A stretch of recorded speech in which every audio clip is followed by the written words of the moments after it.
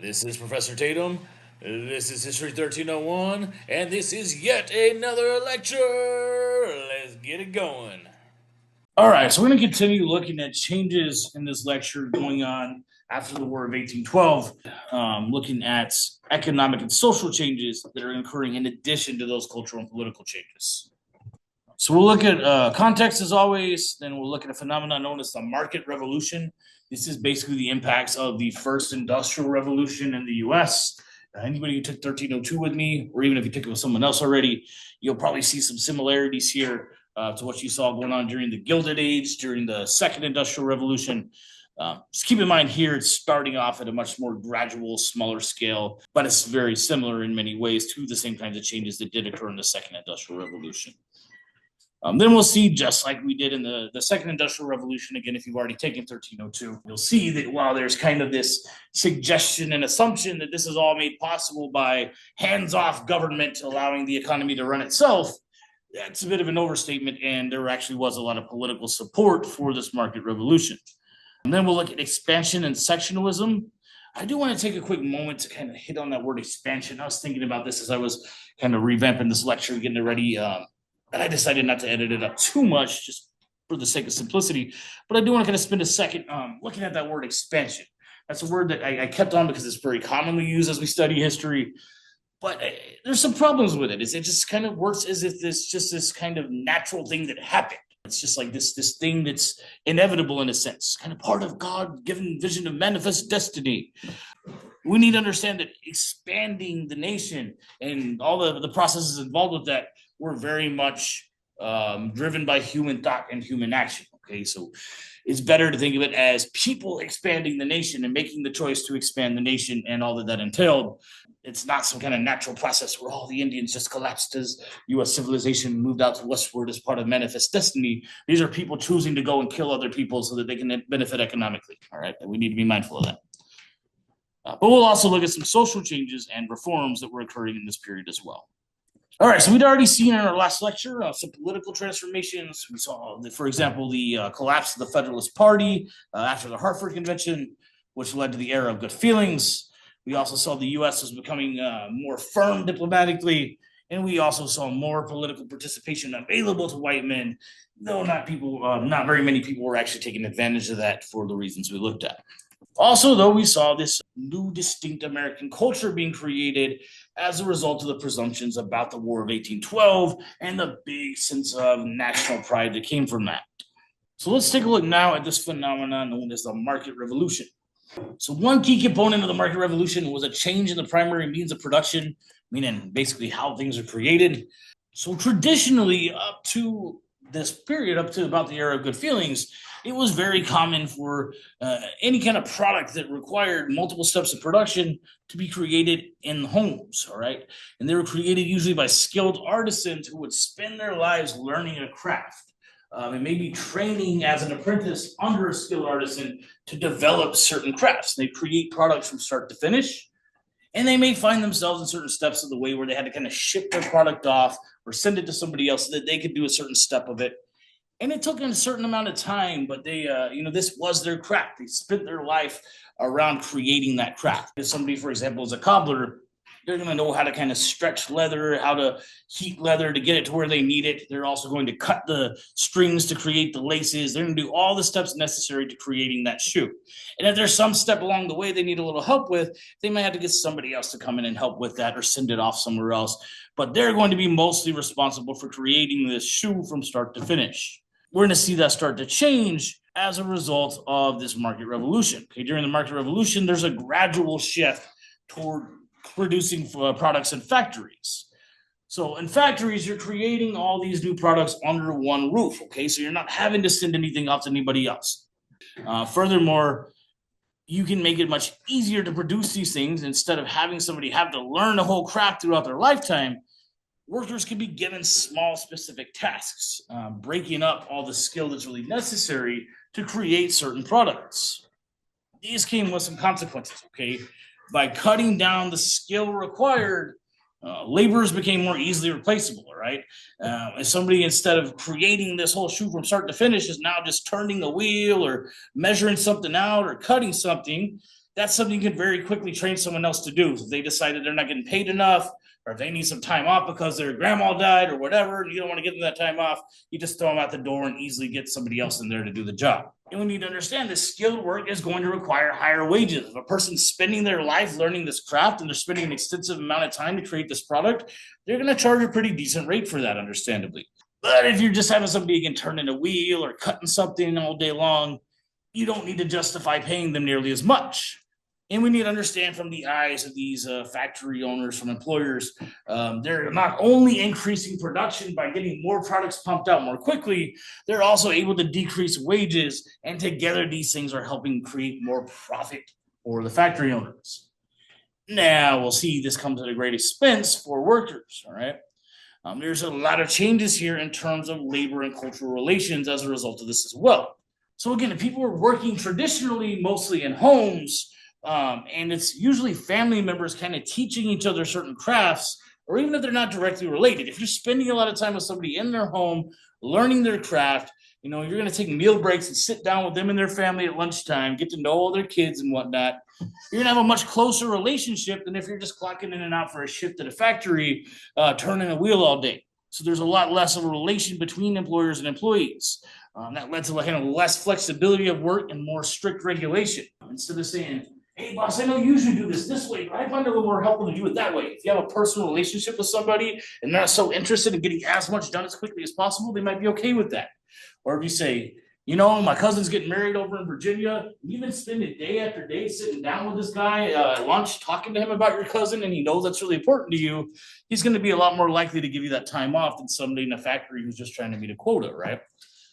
So this is really kind of impacting the relationship between employers and employees, and also between individuals and work, okay? It's starting to change the meaning of work. So we're going from getting paid mostly for what you're able to produce to more commonly getting paid by a certain amount of time that you're working, which is, I'd imagine, what the majority of us in here who work probably do, right? We have a set amount of time that we work, we get paid an hourly shift. Maybe some of us get tips, get sales commission, but there's usually some kind of expectation that for the time you're here, you get paid a certain amount no matter what. That's largely a result of this market revolution. And to a lot of people, this really seemed to kind of infringe on their liberty in relation to work. And overall, it made work become much less meaningful to a lot of people, right? If you're learning a skill and you're dedicating hours and days and months and years of your life to that, that's going to develop some kind of meaning, and you're creating something to give to others with your own personal touch on it. That's not happening if you're in a factory all day turning the wheel and knowing if you turn that wheel the wrong way too many times, this guy's going to throw you out the door. There's a great book. I kind of scrapped this, but I do want to just at least talk about it because it's fascinating. There's a book, though, written in this period that reflects all of this called Bartleby the Scrivener. I'm not expecting you to know that for your exam since I scrapped the slide on it, but just want to share it.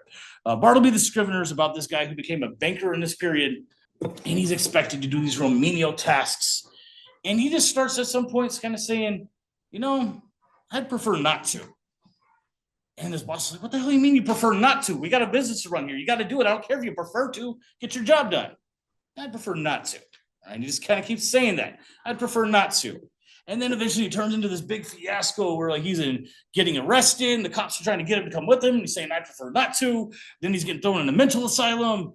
And the whole system's kind of like really thrown out of whack too, because this one guy is not operating as a cog in the machine. And that demonstrates very clearly how this kind of shift toward this new system of work was working, also very clearly demonstrating that work was becoming very monotonous and meaningless for a lot of workers. That's also, by the way, where my cat Bartleby Baloney Bolognese Oliver Oil Tatum gets his first name. Another kind of change that happened as a result of this market revolution was a rise in what's known as nativism. Okay, so there were a lot of immigrants hired for a lot of these industrial jobs that were starting to take off as more and more work was being done under factories very gradually. I want to clear up too here that these immigrant workers were typically paid less, but it wasn't as is frequently suggested because they were so desperate and their lives were so miserable that they were willing to take any little scraps that anybody would give them. It's usually more that employers would justify paying immigrant workers less. And as a result, that's kind of what they had to accept if they wanted to make a living, okay? But immigrant workers were typically paid less. And in response, kind of traditional white Anglo-Saxon Protestant, WASP we call them, workers, started to view immigrants as unfair competition because they're more likely to be hired because they can work for lower wages. This certainly fed into, as well as just some general racial prejudice, this idea of nativism. Okay, so nativism refers to just a general resentment or discrimination toward anybody seen different from that white Anglo-Saxon Protestant mold. Okay, there's even a political party that would develop later down the road based on this nativist ideology, and they would try to kind of undermine the influence of anything that stood astray from that white Anglo-Saxon Protestant mold within society, or definitely within political influence. Throughout the Market Revolution, there was a particular resentment against German and Irish immigrants, particularly because a lot of them were Catholic.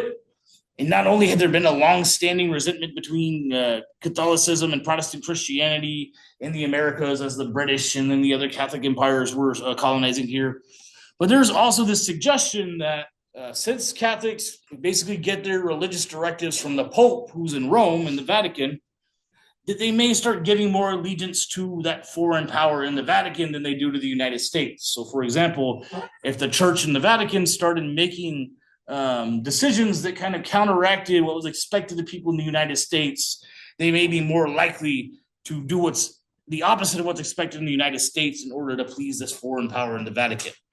And that really fed into this nativist ideology as well. This is, of course, the idea of these people being Native Americans is absolutely absurd. We know there are several nations of indigenous peoples who do not fit within that white Anglo-Saxon Protestant mold, who were here long before anybody who did fit that mold showed up here. Another way this market revolution was very revolutionary, though, was in terms of transportation. So there's big booms and things like canals, roads, steamboats, railroads, all creating faster transportation, which made it more efficient to get goods to market, products to factories, things like that. One other thing I do want to throw in here is there's also booms in communication as a result of all of this, okay? Not only can communication be carried faster with these things here, but this is also where telegraphs started kind of booming, making it much easier to spread information over long distances much more quickly, so you don't have people going out and fighting battles after wars are over like we did in the War of 1812. As I suggested, there's a lot of political support for this market revolution, okay? It's not just hands-off capitalism, business running itself that's making it succeed. They're receiving all kinds of support, both from the federal and state governments, okay? So at the federal level, we can see government support with what was known as the American System. The American System was a set of policies driven by a guy named Henry Clay, who's essentially the Hamilton 2.0. So remember how Hamilton was all about having good relationships between the wealthy and the federal government to promote industry. Henry Clay had all those same ideas, okay? And he came up with this idea similar to Hamilton's economic plan, which he called the American System. This was based on protective tariffs. Remember, those were basically just taxes on imported goods to make imported goods more expensive so that people will be more likely to buy locally. He also wanted the government to support things like internal improvements, okay, things like roads, bridges, canals, which will help interstate commerce. And he also advocated founding a second Bank of the United States. Again, the purpose of this Bank of the United States largely would be to create, again, that partnership between wealthy investors and the federal government, give them a place to invest their money as well as to receive loans for their businesses. We need to keep in mind there had already been one Bank of the United States, remember, founded by Hamilton's economic plan. And the way that bank had worked, we saw, is it was founded for a set amount of time. They said, we'll have this bank, but only for 20 years. That was kind of part of the compromise, right? And they said, after 20 years, we'll reevaluate where we're at, decide if we want to keep this bank or not. Well, the Democratic Republican president at that time, James Madison, had decided that he did not want to keep the bank, and he allowed it to basically shut down and fail. That had all kinds of economic ramifications for the U.S., led to all kinds of hardships economically. So Henry Clay is saying, we definitely need to get back on having a national bank. We need to open up a new national bank. And again, this will also be beneficial in the long term to that partnership between government and business. So this bank was founded, but then there was questions about its constitutionality. Right? Some people started saying, we've already had this issue before. The whole reason we put limits on the federal bank is because a lot of us don't think this is constitutional. Well, again, the federal government came and backed up industry here with this case of McCulloch versus Maryland. So in this case, the Supreme Court ruled that the national bank was in fact constitutional.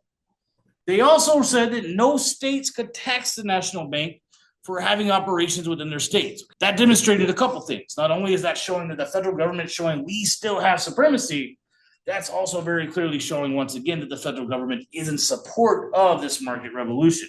Right? They're supporting this bank that will be able to provide these kinds of loans to businesses that will help keep this market revolution booming. States were also very active in supporting the market revolution in various ways.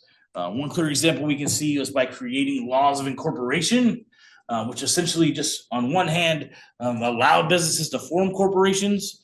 So corporation, I know that word can be used in really weird ways in the 21st century for understandable reasons.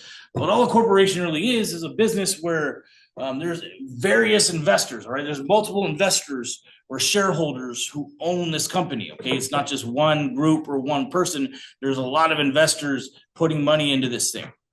And these laws of incorporation on one hand allowed people to do that, but it also provided them a sense of liability to where if their business failed, they'd get a little something back, okay? So it wasn't a total loss for them. That definitely encouraged people to feel safe investing in a business because in a worst case scenario, it fails, but I'm not completely screwed. I get a little something back. Another way state governments provided support to business was by offering tax breaks to certain businesses within their state lines. This definitely encouraged businesses to operate within their state, and that was kind of their incentive is they want the business in their state, but it's also giving support to businesses in turn. States also helped fund internal improvements like the Erie Canal, which connected New York to the Great Lakes region. Very beneficial for business, getting very valuable products to very profitable, booming industrial cities. Very, very clear demonstration there that government at both the federal and state level was supporting this market revolution. All this also fed into expansion and sectionalism. So industry was clearly gradually growing, especially in the north. But this can create this very simplified dichotomy that frequently gets presented kind of sometimes in the popular mind, in popular culture, where the South became very heavily agricultural and the North became industrial, and that was a big split between them. But really, I want to suggest that for the most part, really up even through the Civil War, the North remained primarily agricultural, and this push toward industry was very gradual. And we're also going to see that there's a heavy interdependence between agriculture and an industry. So, for example, textile mills that were booming in the North were dependent on cotton picked down in the South. All kinds of raw materials produced in the South were being used in the Northern industrial market. But despite this interdependence, there was a good bit of sectionalism between the North and the South, right? Each region started to identify as distinct from one another. We also need to understand that concurrent with this market revolution, there was also what was known as the cotton revolution. That's exactly what it sounds like. A big boom in cotton production that led to growing more cotton, producing more cotton, selling more cotton. And this was all largely made possible by the invention of the cotton gin by Eli Whitney. Now, one thing that for whatever reason students always seem to remember is that Eli Whitney invented the cotton gin. Okay, what did you do? Good old Eli Whitney. What I want us to understand about the cotton gin is what it did. It made it easier to remove seeds from certain kinds of cotton that had been very, very difficult to remove seeds from before. And it did so very quickly. So it made it to where more cotton in short could be produced into a sellable form much more quickly and efficiently than it had before the invention of the cotton gin. So this led to big booms in production of cotton that could be sold up to industrial factories in the North or even sold overseas. And as demands for cotton kept growing, as these textile mills were booming in the North and in other places that they were selling to around the world, considering that combined with this increased production of cotton, there was huge increases in demands for enslaved labor down in the South, all right, to come and pick this cotton. That really seems to have been the true kind of separating factor between the North and the South in this period. That seems to be the true basis of the sectionalism. And these sectional debates over slavery would certainly come into play as the nation continued to expand. Now, both the North and the South wanted the nation to expand for different reasons. The North wanted access to more raw materials they could use in their factories for manufacturing, but they also just wanted more land used for industrial zones. The South, by contrast, wanted more land for agriculture, especially for cotton farming. And there was definitely an economic side to these debates over slavery that would pop up as the nation expanded. The North wanted to grow wage labor and have more opportunity for wage labor, meaning free individuals having the right to work for income. And they saw enslaved labor as unfair competition to wage labor in the sense that if an employer has an opportunity to pay a force of laborers who he can get away with not paying, instead of paying workers to do a job that needs to be done, they're more likely going to choose the enslaved labor. Okay, so they saw it as unfair economic competition. This, as well as some political debates we'll look at, were kind of driving debates between North and South as the nation continued to expand. Every time a new state would be added to the nation, there'd be a big debate over whether this would be a free state or a slave state. All right, and as I suggested, some of this is based on this economic debate here, but another big part of it is the political debates based around representation. Remember, the 3/5 clause created by the 3/5 compromise stated that any state's slave population, 3/5 of it, will count toward their population when it's being counted toward representation. Okay, so in short, the more enslaved people a state has, the more political representation they'll have. And the North did not want to see the South get more political representation than them in that way. All right, they wanted to limit their political power by limiting the number of slave states. The slave states, vice versa, they didn't want more free states because that's less opportunities they have to get more representation. And when the North wanted to limit the expansion of slavery, they frequently turned to the Northwest Ordinance. Remember, the Northwest Ordinance had referred to settling this Northwest Territory, right, this region in here around the Great Lakes. And the federal government, under the Northwest Ordinance, had banned slavery from expanding into that region. So they'd say, look, we know that we have the right to use the federal government to stop slavery from expanding. And they try as much as they could to do that. But normally what they would end up doing is creating what's called a balance of power to kind of keep both sides appeased. So if one slave state was added, for example, they would add a free state, or one free state was added, they'd add a slave state to keep an even number of free states and slave states. But this balance of power was kind of threatened by 1819 when Missouri wanted to enter the Union as a slave state. But that would have thrown off the balance of power in favor of the slave states. So a lot of states in the North started saying, no, we need to make that a free state. We cannot allow them to come in as a slave state. And this really brought light to this big sectional debate. They're arguing back and forth what to do with this state and about whether they should allow this balance of power to be thrown off. So in comes Henry Clay, who we looked at a little earlier. Henry Clay was known as the Great Compromiser because he is very good at settling these kinds of big national debates like this. And to resolve this issue here with Missouri, he came up with what was known as the Missouri Compromise. That compromise is based on three main points. First, they would allow Missouri to enter as a slave state, as it wanted to. But to maintain the balance of power, they would allow the state of Maine to come in as a free state. So Maine, while it's not geographically connected, had been a part of Massachusetts up until this point, but now it's going to become its own state as a free state to keep that balance of power with Missouri coming in as a slave state. But then they said, look, we still got a good chunk of the Louisiana Territory here. We're going to keep running into this issue as we move forward. Why don't we settle now what we're going to do as we continue to expand into this territory so this problem doesn't keep coming up? And they decided that for the rest of the Louisiana Territory, they would draw a line, and everything north of this line would be settled as free states, and everything south of that line would be settled as slave states. That way they wouldn't have to keep having this argument. I don't care that you know it, but this was drawn at the 3630 parallel. But this line, again, is distinguishing where slavery can and cannot exist to maintain that balance of power. So this is basically putting a little Band-Aid on a much bigger sectional problem that are starting to exist within the nation. This is a clear demonstration of that growing sectional tension. And as I'm suggesting, this is just a Band-Aid. Spoiler alert, there's going to be a lot more of this to deal with as we move forward.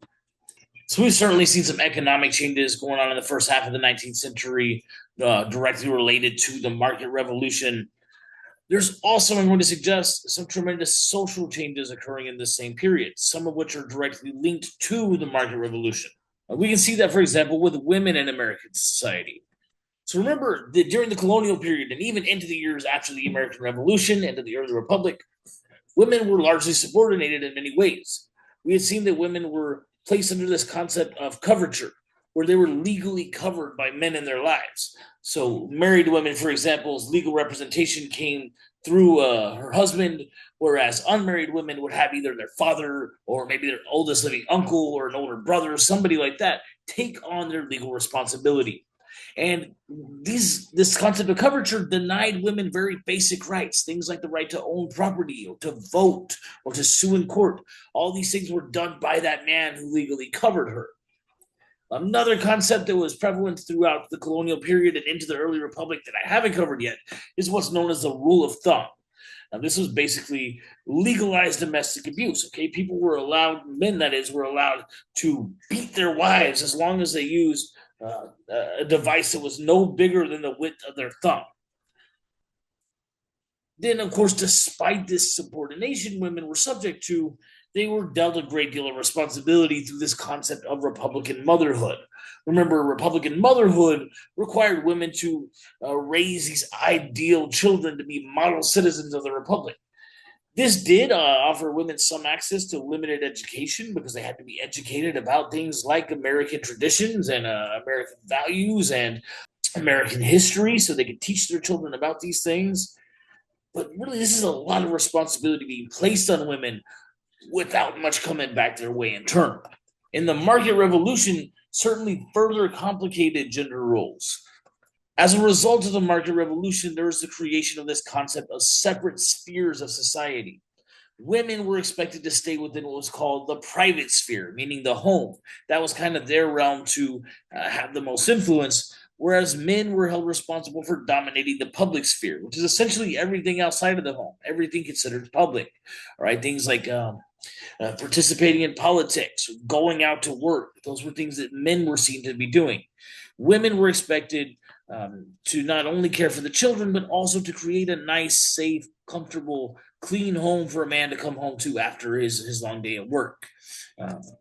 This led to the rise also of what was known as the cult of domesticity, which was basically a set of general expectations placed on the women in addition to their responsibilities with Republican motherhood. So the cult of domesticity called for women to be pious, meaning religiously dutiful, pure, domestic, and submissive.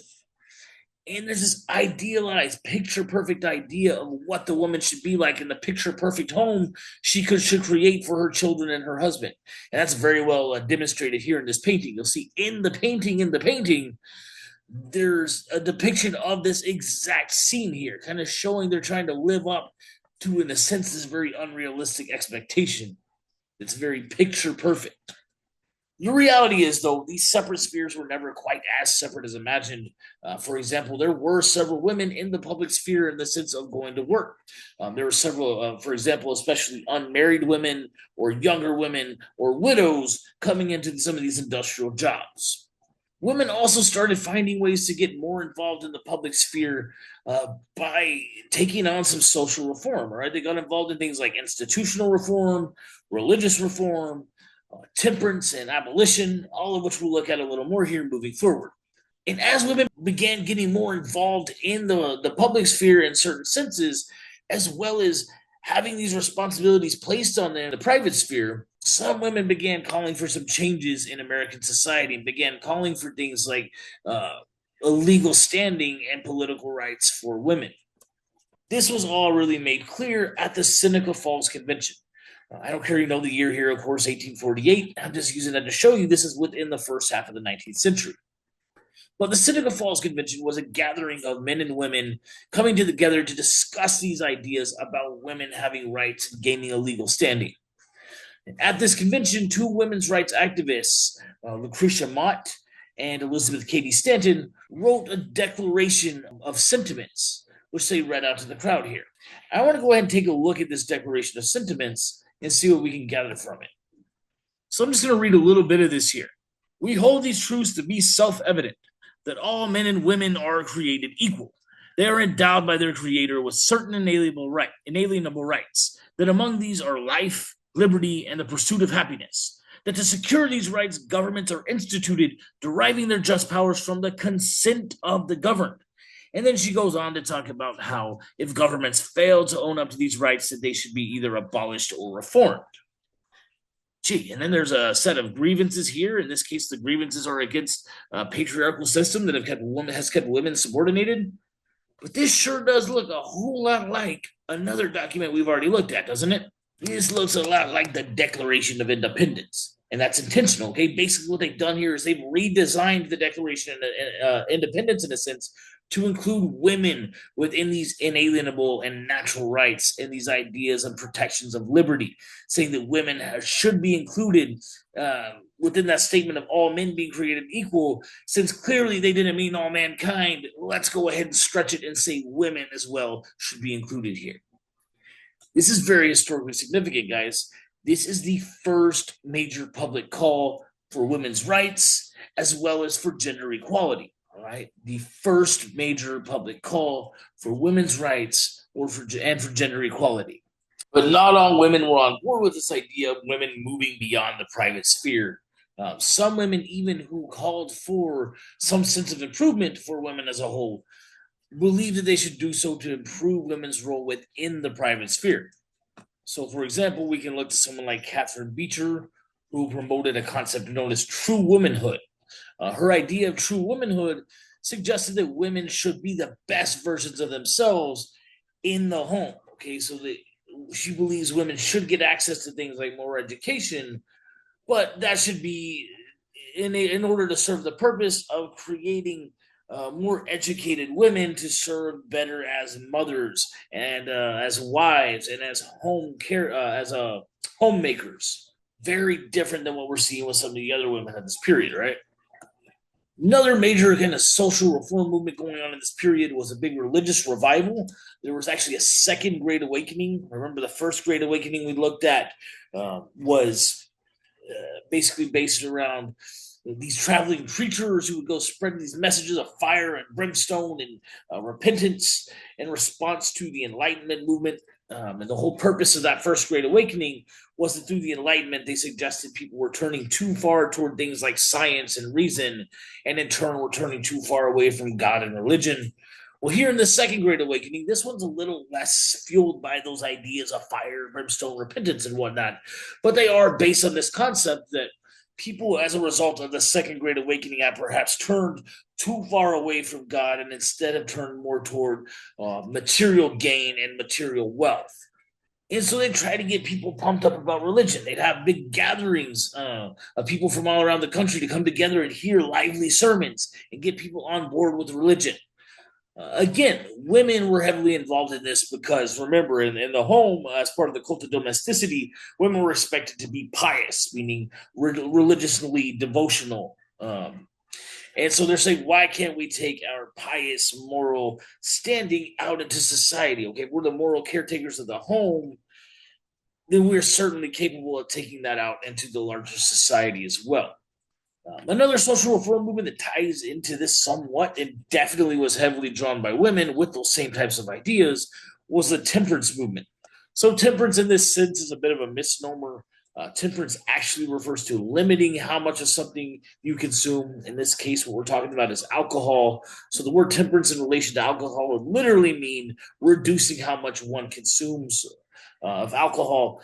But in this sense, the way they're talking about it and the way it's frequently referred to in history is synonymous with kind of prohibition of alcohol, basically cutting all alcohol out of society. This, again, was tied to women on one hand because they are the moral caretakers of the home and therefore saying, why would we not also be the moral caretakers of society? But there's also a heavy emphasis here of women combating domestic abuse. And there were some kind of oversimplified views presented here about domestic abuse. Not to say that those were not very real, but they greatly limited the scope of domestic abuse. Let me explain what I mean here. So women were getting involved in this temperance movement based on assumptions that, again, were based on true standing. I'm not saying they weren't real, but they were looking specifically at men who would come home drunk or come home and get drunk. And in drunken stupors, they would commit domestic abuse against their wives and against their children. This was largely fueled as well by the market revolution, as men were getting these very monotonous jobs and losing a sense of meaning. They kind of have existential crises where they were really feeling like they were living a meaningless life, and mix alcohol into that, you're going to have some problems. We also need to understand that, as one of my very wise mentors so eloquently put it, Americans in the 19th century drank like fucking fish. So people would be drinking before work in some cases, and then a little more on their lunch break, then maybe a little more to get them through the rest of their shift. And by the time they came home and had another drink or two, they were schlonkered. All right. And in those states, frequently, as men are going through the issues they are in these cases, they would take their anger out on their wives and on their children. Okay. And in that sense, women were suggesting that we need to take alcohol out of the equation to get rid of that problem.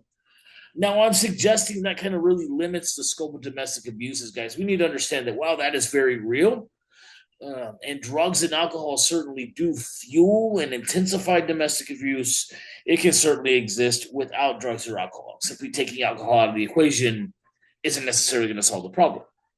Furthermore, again, this simplifies the scope in the sense that domestic abuse is not solely men on women or men even on children.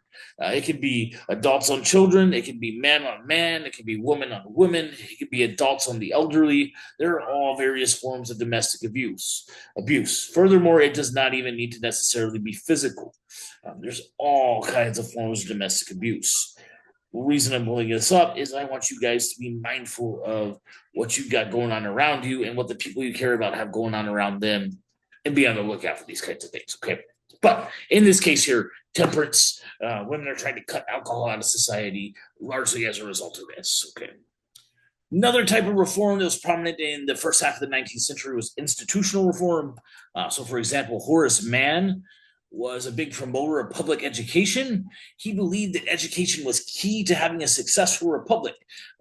So he pushed for states and cities throughout the nation to start adopting public school systems. Another form of institutional reform was pushed by people like Dorothea Dix, and that was reform for prisons and mental health facilities. So Dorothea Dix visited several prisons as well as several mental health facilities, which were known as insane asylums at this time, as well as almshouses, which were essentially just early versions of homeless shelters. There were places that poor people could go and receive support. And she noticed that all of these institutions worked somewhat the same, that people who were found guilty of a crime were treated the same as people who had mental illnesses, all right? And people who had mental illnesses, whether or not they'd been convicted of any kind of crime, were treated like criminals of a sort. And in all these institutions, she found different levels of abuse, found people being chained for long periods of time, people not receiving adequate food. And there was some physical punishment in these facilities, but what concerned her the most was the extensive level of neglect. People being left, for example, in solitary confinement for long periods of time, or left again without adequate food or water for extensive periods of time. And she started to use good writing to address this problem. She would gather evidence with everything she saw. She'd write out all the evidence she witnessed, and she would take this to state and local governments and present her evidence to them, letting them know, here's what's going on in your states and in cities that you may not be aware of. What are we going to do about this? Okay, showing us that good writing can make things happen. She certainly made some things happen.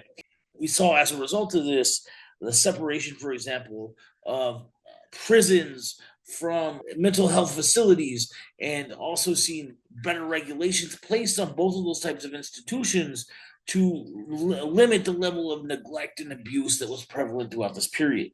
Now, that's not to say that either of those types of institutions are anywhere near perfect in the 21st century, but this is certainly a significant stride toward progress. Final major social reform movement of the 1800s that I want to look at here is abolition. So abolition refers to abolishing slavery, meaning bringing an end to slavery. I do always have to point out when I come across this term, That I once had a student who was a great student, would come pretty regularly to office hours and asked a lot of questions. She was very interested in learning and doing as well as she could. But English was her second language, and she always said that she struggled differentiating between abolition and prohibition. And this really showed me that this is one of those several things that we take for granted as we study history, in particular, in this case, US history.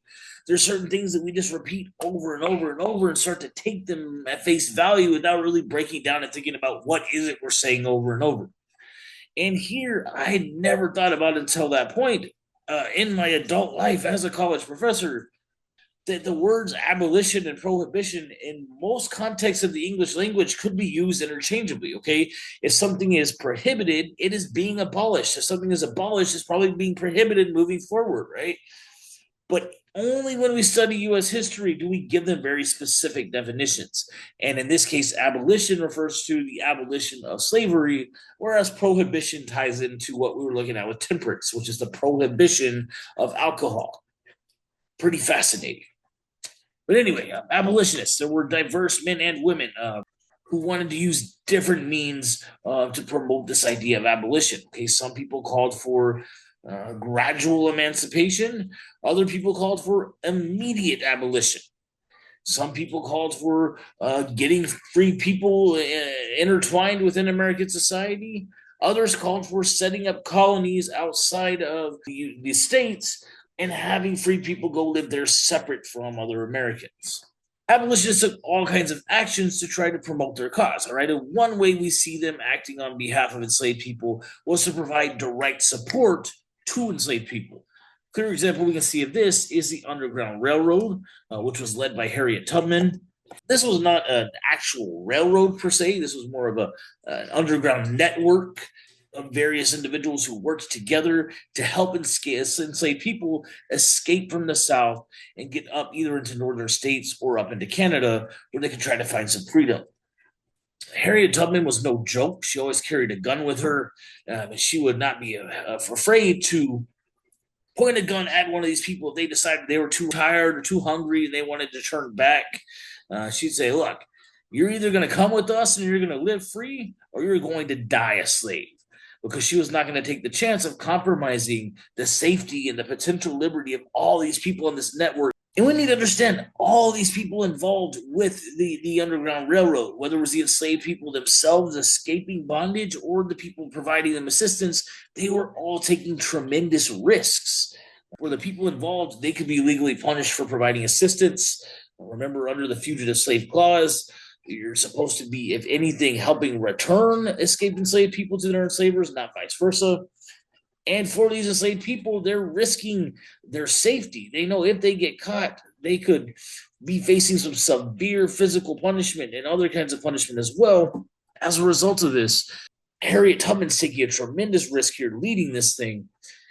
And we also need to consider that they're taking a risk in the sense that despite all these sacrifices they're making, there may not necessarily be light at the end of the tunnel. Okay, even if they get to some free states in the north, under the Fugitive Slave Clause, they're really not technically free. Okay, so there still could be some troubles for them despite all this sacrifice they're making here. I think that really demonstrates to us the horrors of a life of being enslaved. That people are willing to take those tremendous risks in order to escape that. Another way abolitionists supported their cause, though, was by creating political organizations. Clear example we can see there is the Anti-Slavery Society, founded by William Lloyd Garrison. William Lloyd Garrison was seen as a very radical abolitionist because he promoted things like equality between blacks and whites. And he called for an immediate end to slavery. He had first been inspired by an abolitionist named Benjamin Lundy, whose name I don't care you know, but Benjamin Lundy had promoted things like gradual emancipation and creating colonies for enslaved people to be free in. And William Lloyd Garrison clung on to the ideas of abolition, but he said that is not the way to go about it. Okay, we need to create fair standing for these people within our own society. And William Lloyd Garrison was so kind of disturbed by the moral qualms of slavery as well as the contradictions of American liberty alongside this antithesis of liberty, which is slavery, that he started to question the kind of entire foundations of American thought and American society. So, in addition to direct aid and political organization, abolitionists also used journalism and literature to work toward their cause. The Liberator, for example, William Lloyd Garrison, abolitionist newspaper, used what was known as moral suasion, meaning drawing attention to the moral side of slavery, letting people realize that this is something just fundamentally wrong that we should not be practicing in our society. An author named Harriet Beecher Stowe also wrote a very famous book known as Uncle Tom's Cabin. This is a fictional novel that's in the 21st century, pretty widely misunderstood. This book was actually intended to expose people to the human side of slavery, to kind of see enslaved people as prominent characters within the story. And basically what goes on in this book is even where there appears to be positive relationships on the surface, they have this very dark tinge from the impact of slavery. And it shows that everybody in a society that practices slavery is impacted by it one way or another. Another prominent book that kind of helped draw attention to the issues of slavery was The Narrative of Frederick Douglass, which was the autobiography of an escaped enslaved man, Frederick Douglass. So, as we know, there had been laws in place prohibiting enslaved people from having basic rights of education, right? They were not supposed to legally, in most states, know how to do things like read and write. The reason I've discussed on that before is education is a form of power, right? And this is intentionally disempowering enslaved people to keep them subordinated. But Frederick Douglass had learned a little bit of reading and writing throughout his life. His enslaver's wife had taught him a little reading and a little writing here, and he took that little bit of knowledge and he ran with it. Okay, and once he managed to get out of bondage, he took that little bit of knowledge and learned to become an excellent reader and an excellent writer and an excellent orator. And he wrote down this account here of the horrors of slavery he witnessed firsthand in The Narrative of Frederick Douglass. Another tactic used by abolitionists was just straightforward political activism, things like writing petitions, lobbying for politicians who would support anti-slavery legislation, and just generally bringing public awareness to the legal side of slavery and trying to push for laws to reform this. Abolitionists also spread their message through speeches. Okay, so Frederick Douglass, for example, gave a very moving speech now, which is very well known, which was titled, "What to the Slave is the 4th of July?" I want to go and take a look at this speech here, just one little stanza of it. So what I have here is actually just a shorter passage of the full speech, but I want to look at just a little part of this. It really sums it all up. So he gave this speech at a 4th of July celebration. 4th of July, as noted before, is the celebration of the American Declaration of Independence, right? Of the U.S. declaring independence from Britain in the name of liberty. And he says, "What to the American slave is your 4th of July?" I answer, "A day that reveals to him more than all other days in the year the gross injustice and cruelty to which he is constant victim. To him, your celebration is a sham, your boasted liberty an unholy license, your national greatness swelling vanity. Your sounds of rejoicing are empty and heartless. Your denunciation of tyrants, brass-fronted imprudence. Your shouts of liberty and equality, hollow mockery. Your prayers and hymns, your sermons and thanksgiving, with all your religious parade and solemnity, are to God mere bombast, fraud, deception, impiety, and hypocrisy, a thin veil to cover up crimes which would disgrace a nation of savages. There is not a nation on the earth guilty of practices more shocking and bloody than are the people of the United States at this very hour." And I don't think people were ready for that one, okay? This is very clearly highlighting the antithesis of slavery that's contradicting the ideals of liberty and quote-unquote natural and quote-unquote universal rights that all people are supposed to be guaranteed, all men that is at least guaranteed, under the Declaration of Independence. Another very notable speech by an abolitionist was Sojourner Truth's "Ain't I a Woman?" So Sojourner Truth also was a formerly enslaved individual. And in this speech, she brings in elements of both women's rights and abolition. So you can go ahead and listen to a little portion of her speech here in this YouTube video recited by an actress. And you'll see that she's saying things like, I am a woman's rights, basically suggesting that as a hardworking Black woman, she is the manifestation of what this early women rights movement stood for. And she also talks about how she's just as strong and just as capable as any man. She's done very hard work throughout her life. And she's saying, aren't I a woman? Basically saying, I need to be included as a Black enslaved woman in this conversation about women's rights. And she's demonstrating here that there was a pretty big overlap between the women's rights movement and the abolition movement. Pretty fascinating thing about this particular speech. After giving the speech, Sojourner Truth flashed everybody and let them see that she was very much a woman, if you know what I'm saying. So it's very clear that throughout the era of good feelings and even further on into the first half of the 19th century, the US was going through some tremendous economic and social revolutions, in addition to the cultural and political revolutions that we'd already seen occurring in this same period. That's all I got for now, guys. I'm going to wrap this one up here. Let me know if you got any questions. Otherwise, adieu. Over and out.